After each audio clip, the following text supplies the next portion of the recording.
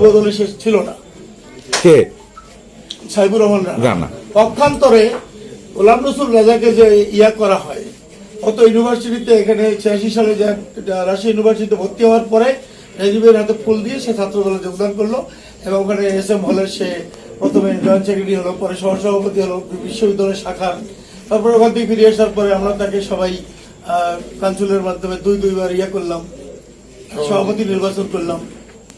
একবার সে প্রথমে এসে আবার সহসভাপতি হলো। কিন্তু এই গোলাম রসুল রাজা তো বসন্ত পাখি না, সে তো বুনিয়াদি বিএনপি। আপনি বলতে চান উনি বসন্তের পাখি? অবশ্যই বসন্তের পাখি। এই ব্যাখ্যাটা আপনি কেন তাকে বসন্ত পাখি বলছেন? সে তো ছাত্র দল করে নেই, যুব দল করে নেই, জাতীয় পার্টি যুব সংগতি করছে।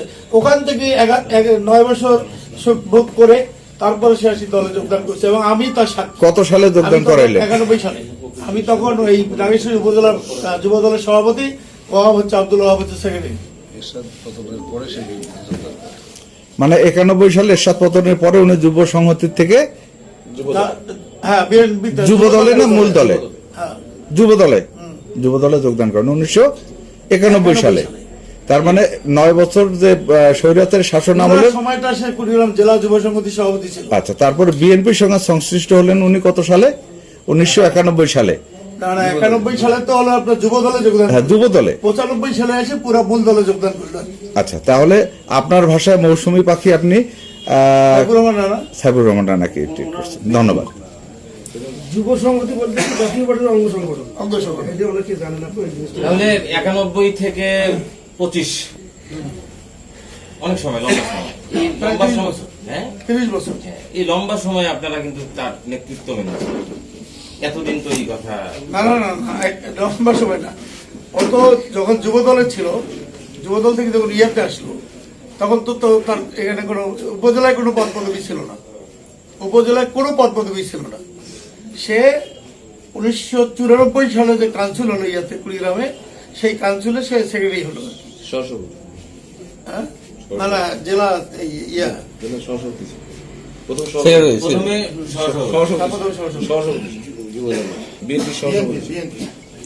আচ্ছা, আজকে যাকে আপনারা নিয়ে সাংবাদিক সম্মেলন করছেন, সে বিগত সময়ে আমরা দেখছি নাগেশ্বরীতে, আমরা জানি নাগেশ্বরীতে সে সংসদ নির্বাচন করেছে। আমরা এটাও দেখেছি গোলাম রসুল রাজা সাহেব সাইবুর রহমান রানার সঙ্গেই নির্বাচন করেছে এবং মৌসুমী পাখির বিষয়টা সাইবুর রহমান রানা যুব সংহতি থেকে, আপনারা বলছেন যুব সংহতি থেকে বিএনপিতে যোগদান করেছে, আর আপনারা রাজনৈতিকভাবে ছাত্র দল থেকেই রাজনীতি করে আসছেন। আপনারা কি এর আগে কখনো এরকম প্রতিবাদ করেছেন? আচ্ছা ঠিক আছে, এর উত্তর আমি দেই। আদর্শিক রাজনীতির থেকে যখন কেউ বিচ্যুত হয়ে যায়, দলের আদর্শ নীতি উদ্দেশ্য থেকে যখন বিচ্যুত হয়ে যায়, তখন তার বিরুদ্ধে দল থেকে হোক, এলাকাবাসী থেকে হোক, মানুষ থেকে হোক প্রতিবাদ করে। সাইবুর রহমান রানার পিছনে আমরা ছিলাম, তাকে এমপি করার জন্য অনেক চেষ্টা করেছি, কিন্তু তখন ওই সময় তার নীতি ছিল, আদর্শ ছিল, দলীয় শৃঙ্খলা ছিল। পরবর্তীতে সে এসে যখন একদম একটা লোভী লোক হয়ে গেল, তখন কোনো দলের নেতা কর্মীদের কোনো মূল্যায়ন নাই, সম্মান নাই, একক রাজত্ব শুরু করলো, এক নায়কতন্ত্র। তখন থেকে আমরা তার প্রতিবাদ করা শুরু করছি। সে আমাদের নির্বাচিত কমিটি, কাউন্সিলের মাধ্যমে যে কমিটি হয়েছে, সেই কমিটি সে এক কথায় সে ভেঙে দিয়ে যারা সারা জীবন জাতীয় পার্টি করছে তাকে নিয়ে আসছে। ওয়ার্ড এলিভেটের সময় যে লোকটাকে জুতার মালা দিয়ে উপজেলায় ঘোরানো হয়েছে, আদম আলী ভাই, এটা বুনিয়াদি বিএনপি, সে হজ করতে গিয়ে এসে দেখে তার পদ নাই। এই যে তার অনিয়ম, তার এক নায়কত্ব, তার তো ডিক্টেটরশিপ, এরই প্রতিবাদে আজকে আমরা বাধ্য হচ্ছি তাকে পরিত্যাগ করতে। সামনে ইলেকশনের আগে আবার যদি উনি মনোনয়ন পান তখন কি করবেন? এটা বলো।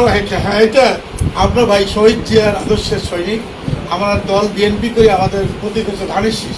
সেটা যদি সাইবুর রহমান রানা পায়, আলহামদুলিল্লাহ, আলহামদুলিল্লাহ। এনিওয়ান, যে এক্স ওয়াই জেড যেই পাবে, আমরা দল ত্যাগ করবো না, দলের নীতি আদর্শ আমরা ত্যাগ করবো না, ভুলবো না, এবং আমরা বিএনপি বা ধানের শীষের বিপক্ষে আমরা নেই। আমরা হচ্ছি তার কর্মকাণ্ডের বিপক্ষে, তার এক নায়কতন্ত্র, যে তার যে মানে ডিক্টেটরশিপ, তার বিরুদ্ধে। উনি একটা সংযুক্তি দিচ্ছে দুইটা, এটা খুব গুরুত্বপূর্ণ একটা জিনিস। উনি সংযুক্তি দিছে ওনার চিঠিতে, সংযুক্তিকে 1 নম্বরে বলেছেন উনি ফ্যাসিস্টের সহযোগী হিসেবে 2014 থেকে 24 পর্যন্ত স্থির ছিল। আসলে ফ্যাসিস্টের সহযোগী হিসেবে 2014 থেকে 24 সাল পর্যন্ত যে স্থির চিত্র উনি মানে উনি লিখছে। দ্বিতীয় হয়েছে যে বানিয়াডারি ভুজুনারি যে ব্যাপারটা, সেটা তো আমরা এর আগে যেহেতু করেছি, সেটা এই ফ্যাসিস্টের সহযোগী হিসেবে 2014 থেকে 24 পর্যন্ত যে উনি স্থির চিত্রগুলো দিল বা এটা যে ওনার কাছে প্রশ্ন করা। কি দিল? এটা